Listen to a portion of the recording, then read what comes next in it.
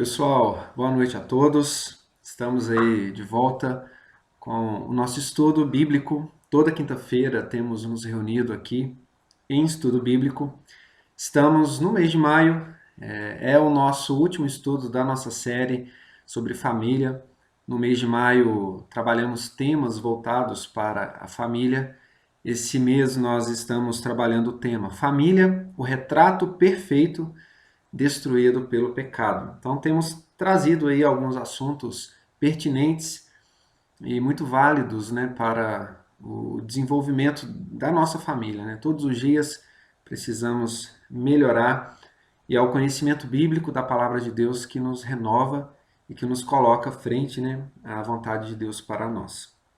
Hoje nós vamos falar sobre o casamento e a ética cristã. Hoje nós vamos pensar sobre algo muito importante que é o sustento do casamento e por que nós buscamos, né, construir famílias aos moldes daquilo que Deus quer para nós, né? Então, hoje é o nosso último estudo do mês.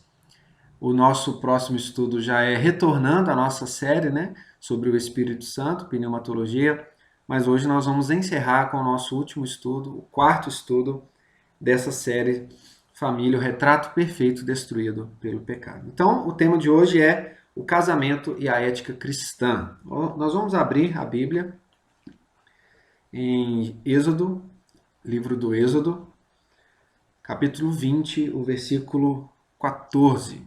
É bem pequenininho o versículo, duas palavras, né? E o texto diz assim: não adulterarás. Vamos orar? Vamos pedir que Deus nos abençoe. Senhor, que através da Tua palavra, o Senhor fale ao nosso coração, venha restaurar, ó Deus, a nossa família, as nossas convicções da Tua palavra e que possamos ensinar isso às futuras gerações.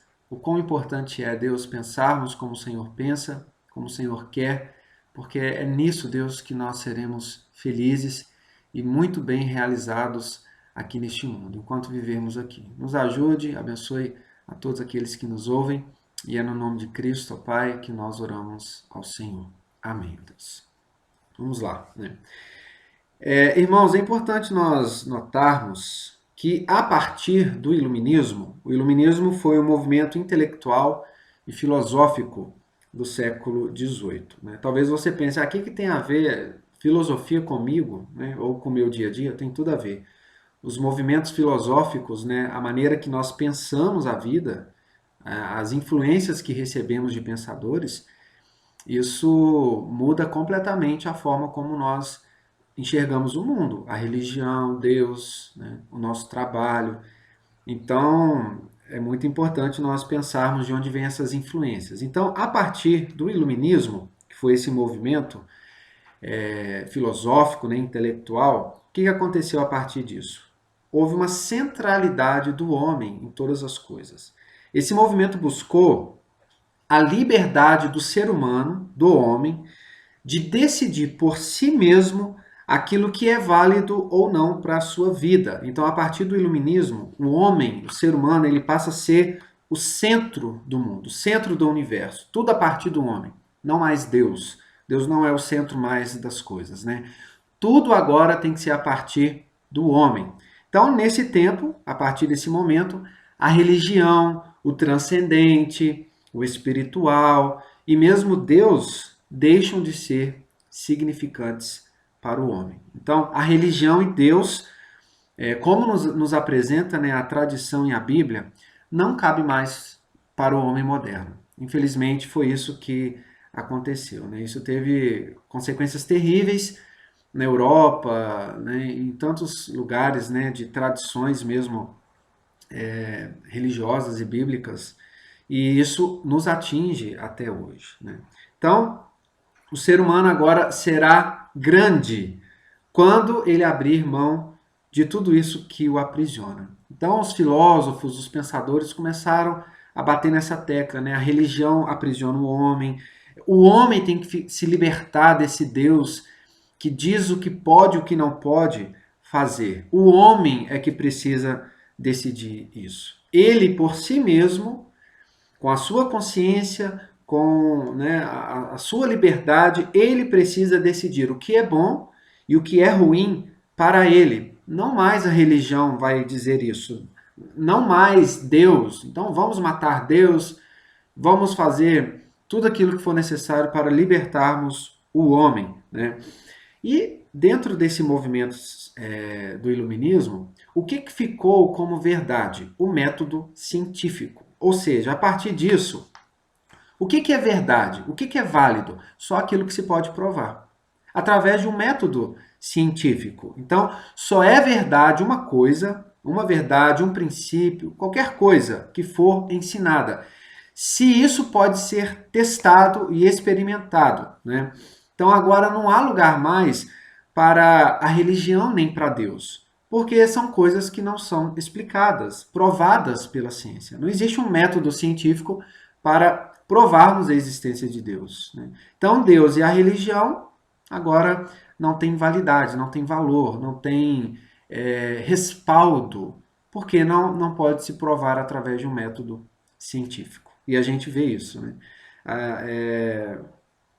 Quando nós pegamos os princípios bíblicos, a Bíblia nunca é usada para nada, para sustentar verdade alguma, porque é um livro religioso. Então isso não tem valor, isso não tem base científica. Então, se não tem base científica, se não tem nada provando, não tem valor. Então, isso foi a consequência, né, que nos atingiu a partir do movimento do iluminismo, né? E essa influência, infelizmente, tomou conta do mundo e destruiu, de certo modo, a nossa visão bíblica de todas as nossas relações. Infelizmente, até hoje nós somos... perceba como a gente tem um apelo por aquilo que é científico. Se a ciência falou, está falado. Se provou tal coisa, está falado, né? Então nós temos aí a teoria da evolução, então tantas coisas. Então, infelizmente, nós temos esse apelo até hoje, por causa dessa influência do iluminismo, por aquilo que é científico. Se você começa a conversar com alguém falando, não, os especialistas, os cientistas, a NASA, sei lá, provou tal coisa, explicou tal coisa, é válido, é verdadeiro. Aí você tá olhando lá um documentário, alguma coisa que fala, gente, isso não faz sentido nenhum. Mas como é a ciência que está falando, é verdade. Então a ciência se torna agora o Deus. O Deus que eles destruíram agora é transferido para a ciência. Então o método científico é o que valida todas as coisas, né? E dentro de tudo isso, dessa influência que nós recebemos, a ética judaico-cristã não foi mais usada como parâmetro para as coisas, né? E isso atingiu de maneira muito crítica várias áreas da nossa vida, principalmente a nossa sexualidade, né?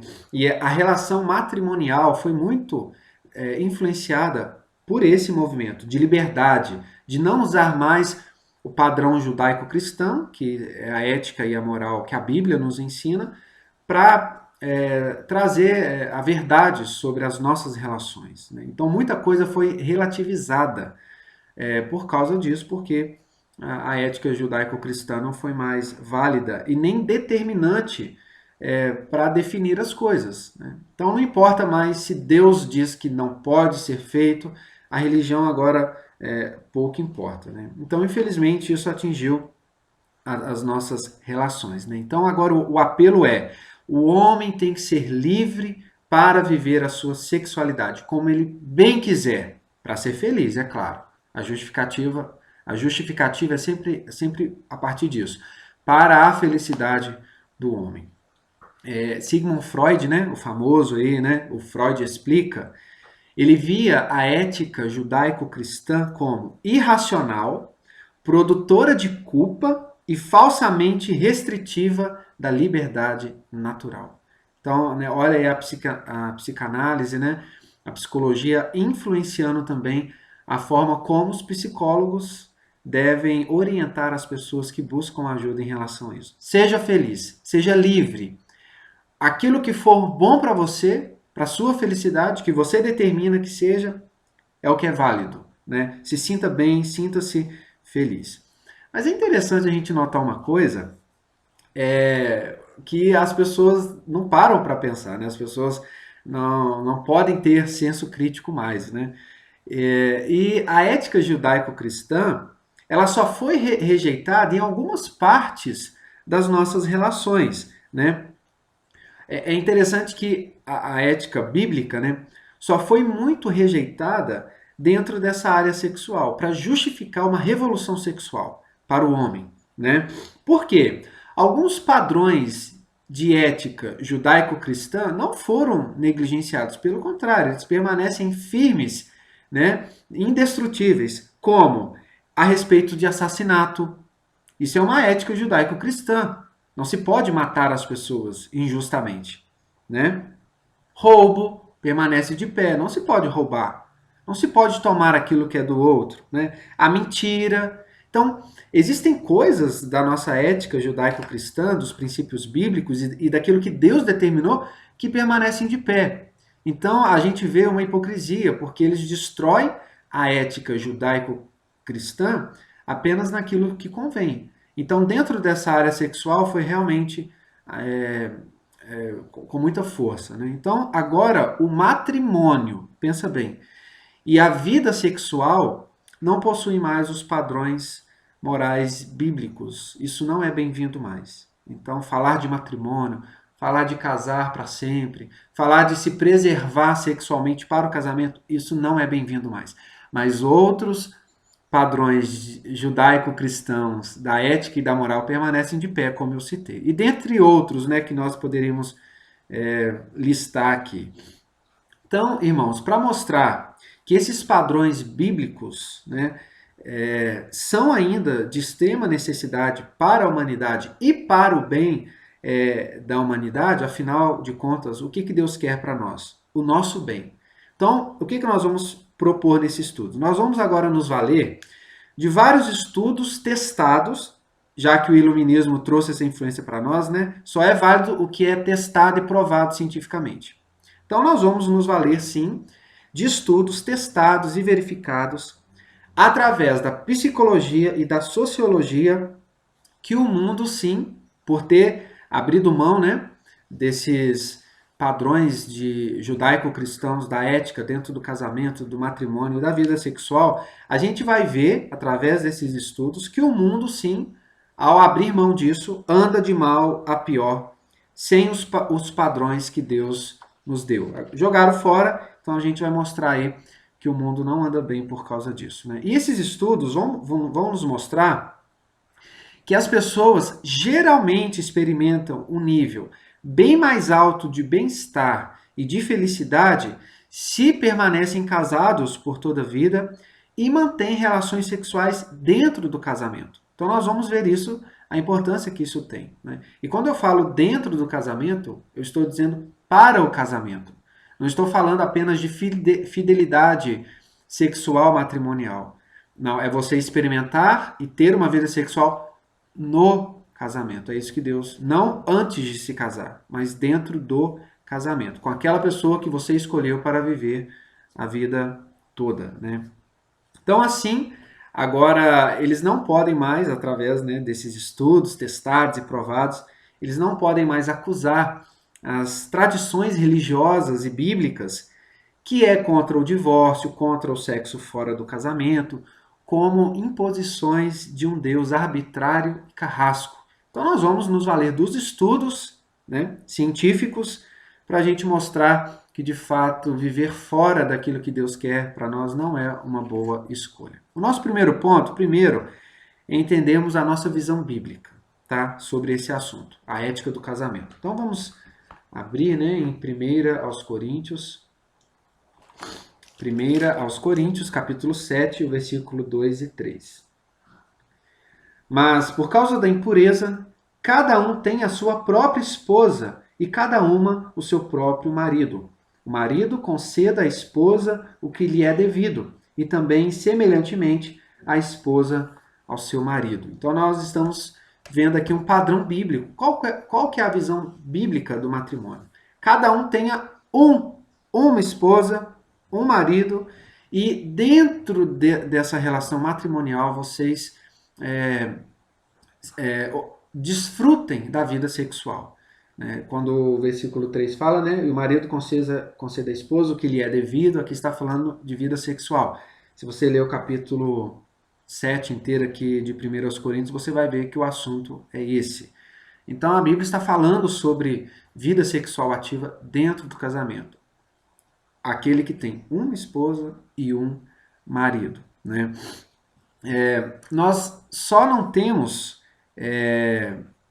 esse princípio, né, que Deus nos deu, nos determinou na sua palavra, para o princípio do matrimônio. A gente não tem apenas esse padrão bíblico simplesmente porque Deus nos deu, né, como mandamento. Mas, na verdade, a gente vai ver que existem alguns princípios que Deus nos deu, e a exemplo aqui do matrimônio, que na verdade isso é um reflexo da criação divina, né? Muitas das coisas que nós temos como regras divinas são na verdade reflexo daquela criação de Deus, é o reflexo da imagem de Deus em nós. Então, o que há no homem, né, segundo o que a Bíblia nos ensina? Existe no homem a impressão do Criador.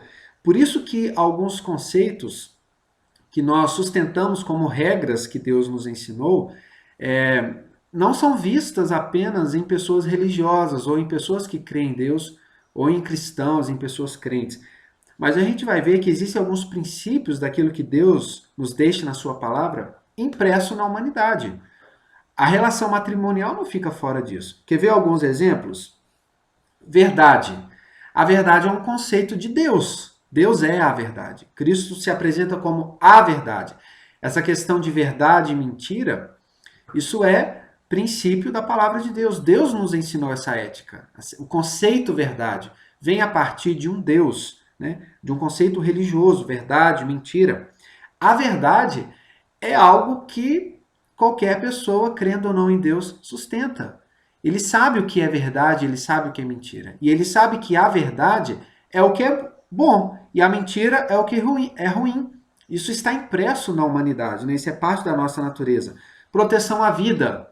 Isso é um princípio de Deus, mas isso está impregnado na humanidade. Todos devem proteger a vida, né? As pessoas são contras, né? São contra morte, assassinato, né? Isso é justiça. Então, a justiça é algo que todos buscam, né? Todos lutam por ela. Então, existem coisas que naturalmente, que nós entendemos que é para o nosso bem, que nós lutamos, como verdade, justiça, proteção à vida e tantas outras coisas, que são princípios da palavra de Deus, e nós vivemos naturalmente com isso, né? Nós buscamos isso. A ética para o sexo e para o patrimônio, para o matrimônio, não foge disso. Deus nos deixou isso impresso. Então, é interessante que as pessoas são tão hipócritas que elas querem apenas aquilo que convém a elas, se utilizarem dos princípios que Deus deixa na sua palavra. Então, quando a gente fala de verdade, quando a gente fala de justiça, né, das pessoas terem os seus direitos preservados, de liberdade, né, de tanta proteção à vida, proteger as crianças, o próximo, né, a propriedade privada, isso todo mundo quer. As pessoas só criticam, né, quando nós vamos falar da ética e da moral dentro da vida sexual, dentro do matrimônio, da constituição família. Agora as outras coisas as pessoas aceitam numa boa, né? Isso é hipocrisia, né? Mas o porquê disso? Vou ler aqui Romanos 2. Romanos capítulo 2, o versículo 14 e o versículo 15. Quando, pois, os gentios que não têm lei procedem por natureza de conformidade com a lei, não tendo lei, serve eles mesmos de lei para si mesmos. Estes mostram a norma da lei gravada no seu coração, testemunhando-lhes também a consciência os seus pensamentos, mutuamente acusando-se ou defendendo-se. Os deveres religiosos, irmãos, ou seja, aquilo que nós temos para com Deus, não exclui a nossa felicidade.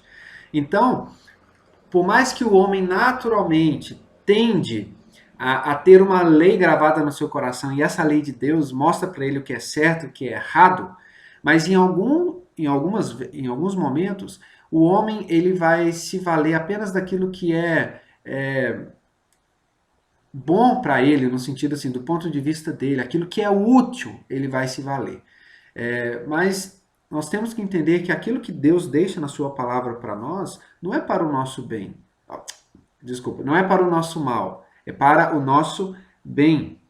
Então, infelizmente, esses movimentos filosóficos modernos dizem que não, que na verdade as regras deixadas por Deus, a lei de Deus que está no nosso coração, ela não é para o nosso bem. Ela quer, na verdade, é te privar do prazer, da alegria. Mas é isso que eu estou falando. Por que que para algumas coisas é válido a lei de Deus, a verdade, a justiça, princípios da palavra de Deus? Em outros momentos, né, aquilo que vai nos privar de algum prazer, de uma libertinagem, eu nem falo de liberdade, mas de libertinagem, principalmente voltado para a vida sexual e matrimônio, por que que as pessoas querem rejeitar? E por que que elas lutam pela justiça, pela verdade, né? Então, isso é algo de nós, para nós pensarmos, né? Mas, irmãos, quando nós vamos pensar sobre esses princípios, sobre a lei de Deus, que nós encontramos na palavra, Deus não só nos dá deveres que devemos observar para a nossa ética e para a nossa moral, mas Deus nos dá deveres e nos dá a sua lei para o nosso bem. É isso que Deus quer. Então, quando a Bíblia nos ensina sobre os mandamentos de Deus, sobre a regra moral que Deus deixa na sua lei, sim, a Bíblia deixa clara que isso procede de Deus e que devemos observar porque Deus nos ensinou. Mas isso também é para o bem humano. Mas vamos entender em partes, né? Êxodo capítulo 20, o versículo 20. Depois que Deus deu a Moisés os 10 mandamentos, né? A lei moral, aquilo que Deus vai nos ensinar. Não faça isso, não faça aquilo. Versículo 20. Respondeu Moisés ao povo: Não temais. Deus veio para vos provar e para que o seu temor esteja dentro de vós, a fim de que não pequeis. Sim, quando nós falamos da lei de Deus, do mandamento de Deus, quando nós falamos de guardar a lei de Deus, isso procede primeiro de um dever de obedecer a Deus. Esse é o primeiro objetivo da lei de Deus. Moisés está falando, Deus nos deu a sua lei para que haja temor a ele, para que o obedeçamos, para que não pequemos. Pecado é um conceito de ofensa a Deus. Então, deixar de cumprir a lei de Deus é pecar. Então, Deus primeiro nos dá a sua lei para que haja temor, para que o obedeçamos, porque Ele é Deus, sim. Esse é o princípio, porque Ele nos mandou para não pecarmos contra Ele, né? Esse é o primeiro princípio estabelecido pela lei de Deus. Entretanto, obedecer a Deus como mandamento dele, como temor a ele, isso de forma alguma, diante da Bíblia, exclui o nosso bem, a nossa felicidade. Deus quer que o obedeçamos para o nosso bem. Então vamos lá.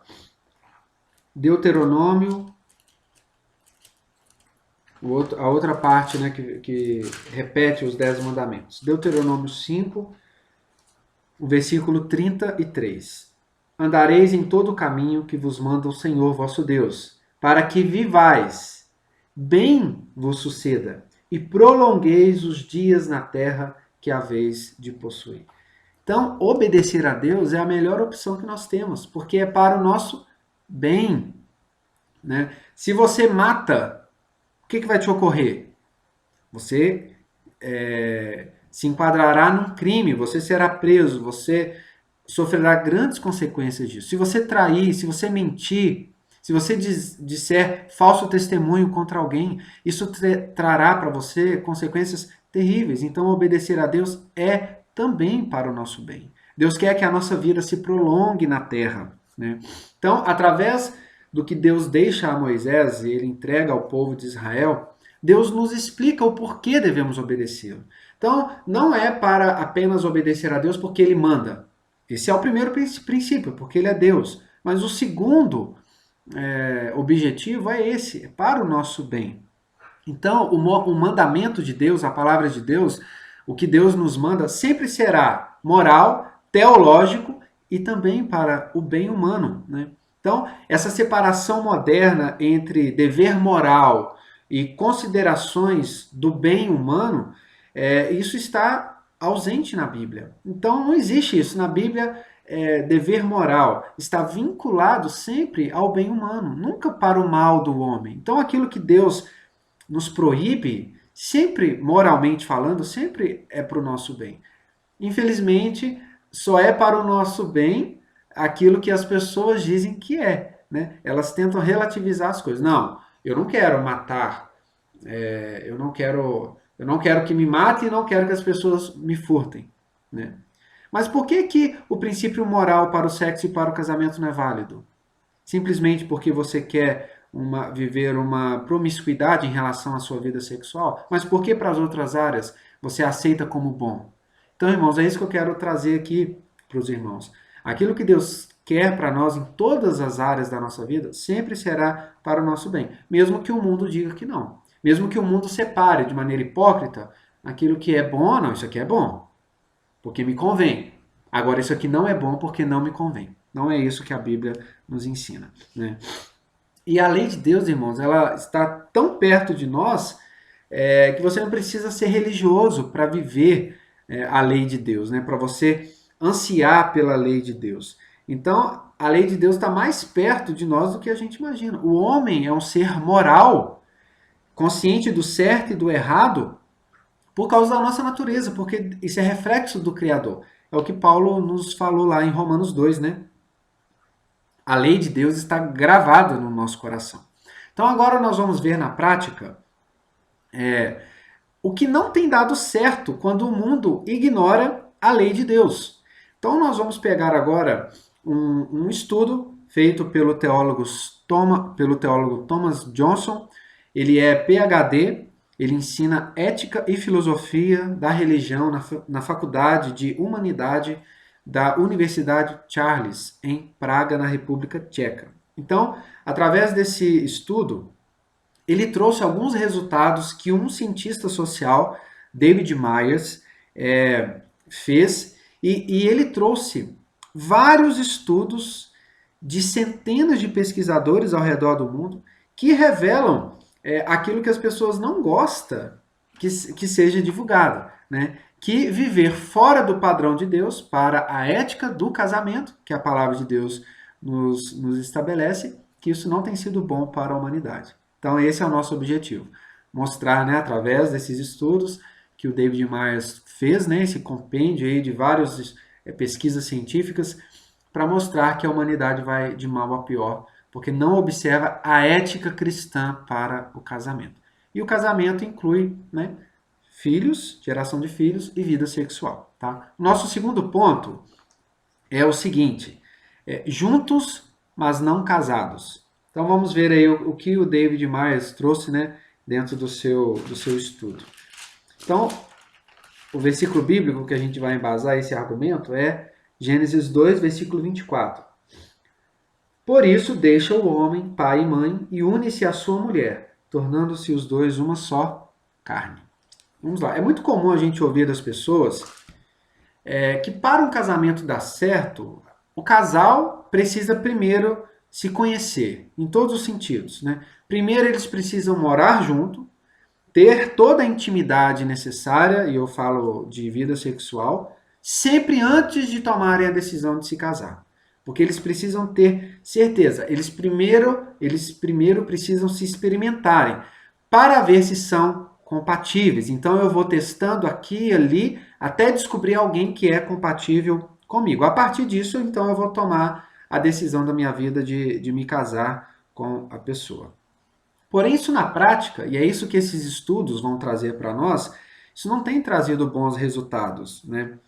Estudos tanto na Europa como nos Estados Unidos mostram que casais que se experimentam, né, vivendo juntos e tendo toda essa intimidade antes de se casarem, têm um índice muito maior de divórcio do que aqueles que decidem viver juntos e ter uma intimidade sexual só depois do casamento. Olha que coisa alarmante. O percentual de divórcio cresce de 35% a 80% nesses casos de pessoas que decidem viver juntos antes do casamento. Então, ao invés de aumentar a felicidade, a estabilidade matrimonial, afinal de contas elas se experimentaram antes, isso acaba ajudando a um divórcio precoce, porque nunca conseguem encontrar o parceiro ideal. Então, a cada conflito, quando eles moram juntos e vivem, né, toda a experiência do casamento, a cada conflito que o casal vive, o desgosto cresce e a insatisfação pelo casamento, levando a pessoa a testar de novo, a um novo experimento. Ah, com essa aqui não deu certo, então eu vou testar. E isso vai gerando, né, esse desgosto. E quando se casam, eles percebem que viver com os conflitos não é muito interessante. Então, em vez de tratar os conflitos, preferem o divórcio para testar de novo, buscar um outro parceiro ideal, né? Outra parte desses estudos mostram que casais amaziados, né, que vivem juntos, tendem a ser mais violentos do que casais casados, né?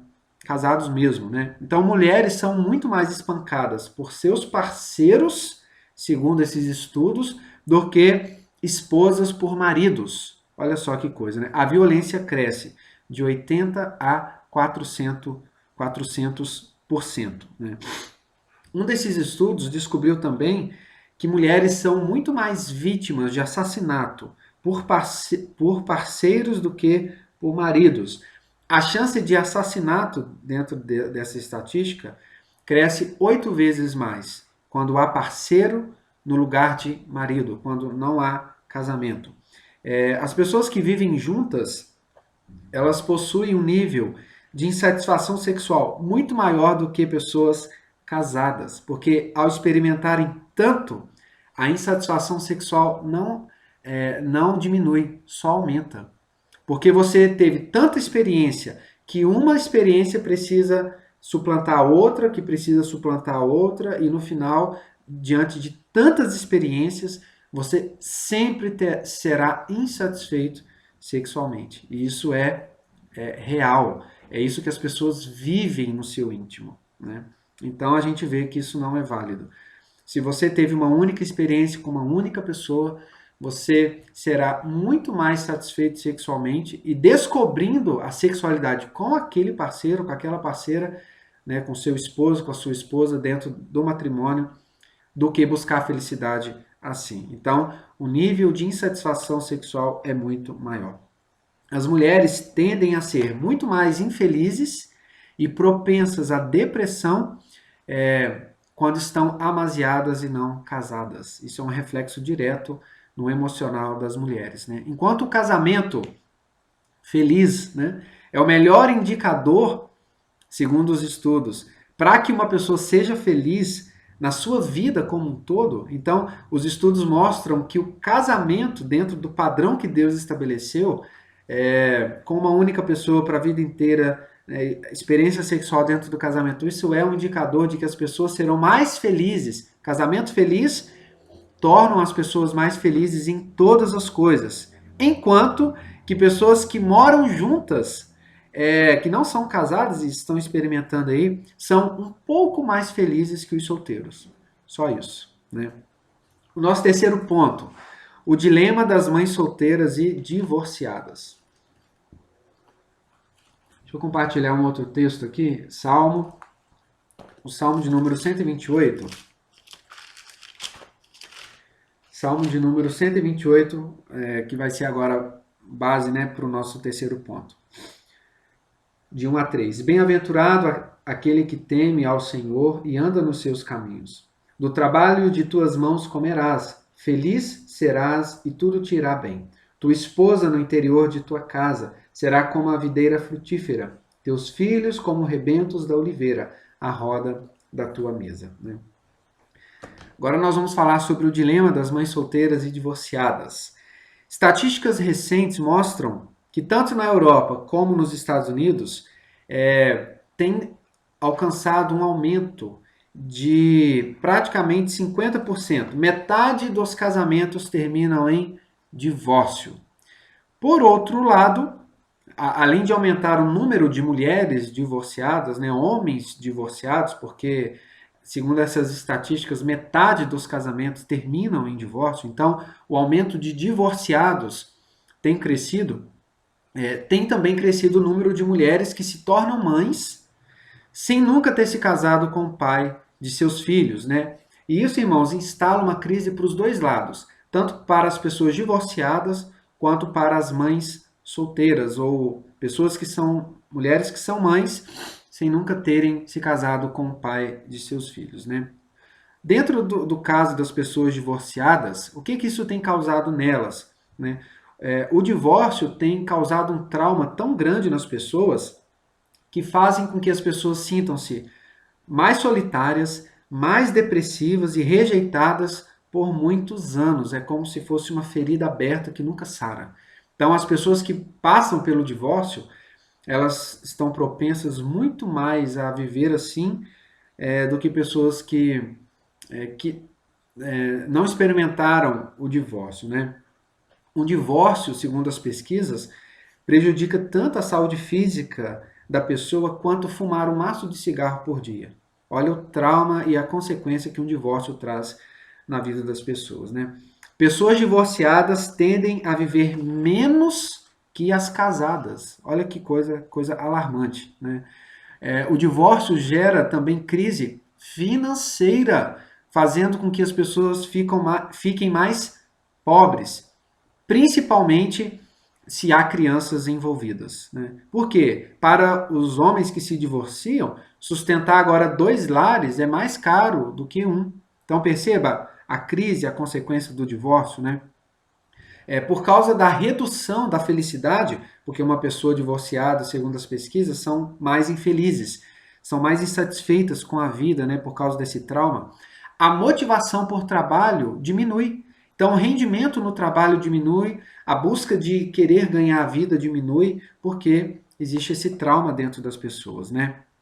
E para as mulheres que ficam com seus filhos, com a guarda dos filhos, poucos são os homens que assistem as crianças com pensões generosas depois do divórcio. Então, olha as consequências que isso traz, né? Essas pesquisas apontam também que a ausência de pais biológicos levam predominantemente, e dentro do estudo que foi feito nos Estados Unidos, essas crianças envolvidas à pobreza.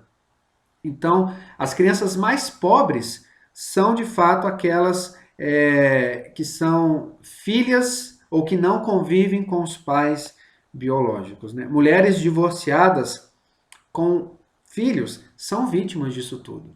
Então, o índice de pobreza de crianças pobres que sofrem com a pobreza são geralmente vítimas de mães divorciadas ou de mães solteiras que não se casaram com o pai dos filhos, né? Por causa de toda essa crise financeira que isso gera. Tanto para a mãe solteira ou a mãe divorciada com o filho, tanto para o homem divorciado, né, que precisa agora sustentar duas famílias. Então ele não consegue. E tantas coisas, né, que são consequências disso tudo, né? Principalmente para as mulheres solteiras e divorciadas, os problemas só aumentam e as crianças são as mais atingidas em relação a isso. Então, as crianças, filhas, né, de mães solteiras ou divorciadas, realmente vivem precisam lidar com problemas maiores e piores do que as crianças que possuem pais casados com estabilidade matrimonial. A ausência do pai tem gerado maior abuso e negligência às crianças. Então, a ausência da figura paterna ou a ausência dos pais biológicos, né, ou a presença apenas de um e não dos dois, isso aumenta o maior abuso e a negligência para as crianças. Né? Segundo os estudos, crianças que vivem com o padrasto ou namorado da mãe correm mais risco de abuso, assassinato e até mesmo abuso sexual. Os cientistas sociais ele chega a usar uma nomenclatura sobre os 70% que são vítimas de tudo isso. Né? Por quê? Segundo as estatísticas, 70% dos presidiários, 70% dos adolescentes assassinos, 70% dos adolescentes que fogem de casa e 70% dos delinquentes nasceram ou conviveram com essa realidade. Viveram sem pai, sem a presença da figura paterna, né? Eles chegam a usar a nomenclatura da invasão dos bárbaros. Esse 70%. 70% de tudo aqui que nós listamos são de crianças que viveram dentro desse contexto, né? Que eram filhos de mães divorciadas ou solteiras, com a ausência da figura paterna, ou a ausência da família estruturada por Deus, né? Por quê?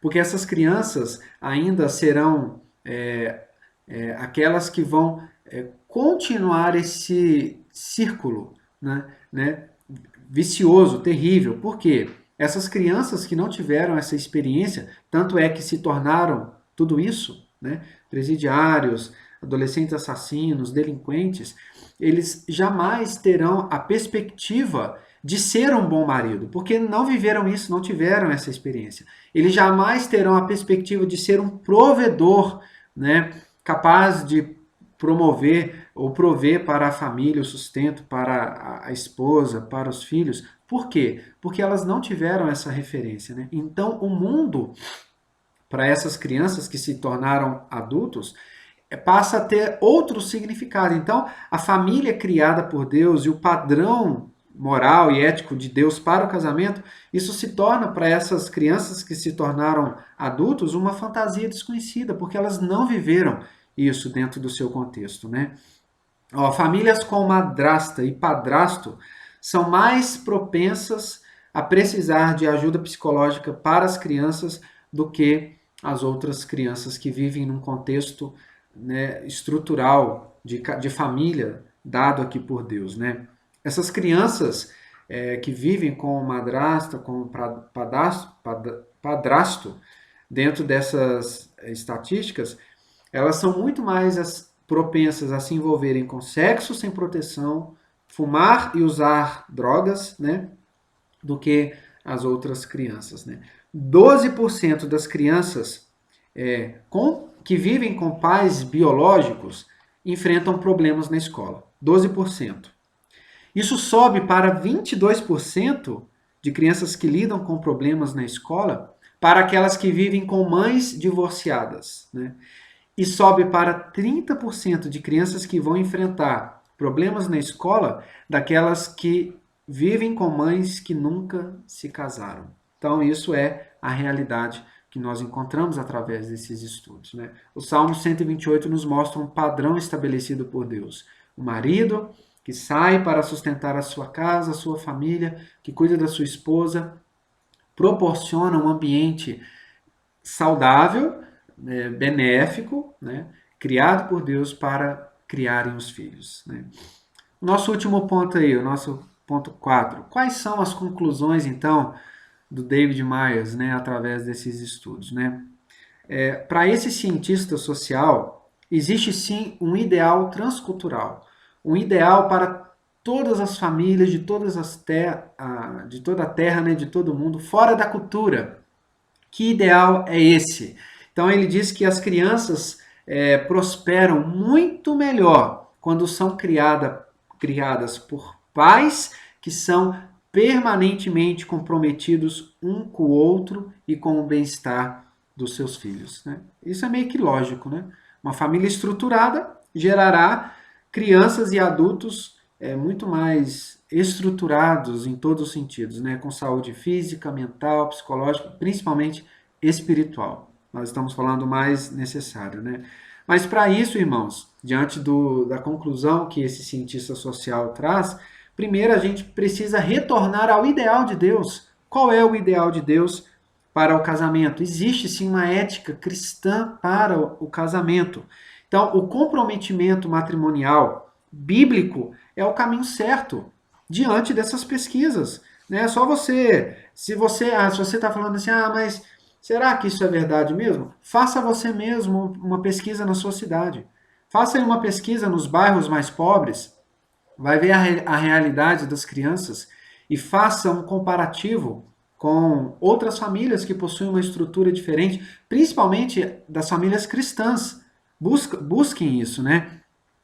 Esse comprometimento matrimonial é estabelecido por Deus não é apenas baseado, irmãos, em atração física ou sexual, né? Mas não, as pessoas que possuem esse comprometimento matrimonial bíblico, antes de qualquer coisa, elas permanecem casadas e querem fazer com que o seu casamento dê certo, para criar bem os seus filhos e terão filhos dentro do casamento, porque primeiro existe uma convicção moral de temer a Deus e buscar esse compromisso para sua família. Então, essas pessoas que são comprometidas com Deus e com o ideal de Deus, elas buscam o melhor para a sua família.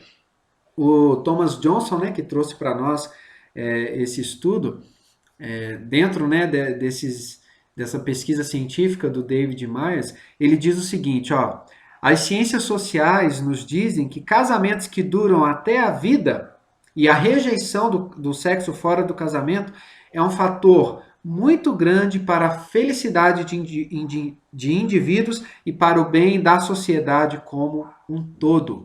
Por isso que nós cremos e defendemos que o melhor de Deus para o casamento está no seu 7º mandamento: não adulterarás. Né? Nós precisamos viver a ética do casamento para o casamento. Nós devemos buscar, né, o ideal de Deus para o matrimônio e para a nossa vida sexual dentro daquilo que Deus estabelece. Então, não acabe com o seu casamento ou com o seu futuro casamento com sexo fora do casamento e filhos fora do casamento. Não faça isso com a sua vida. Né? Desfrute daquilo que Deus nos dá para desfrutar apenas no casamento, o sexo e os filhos.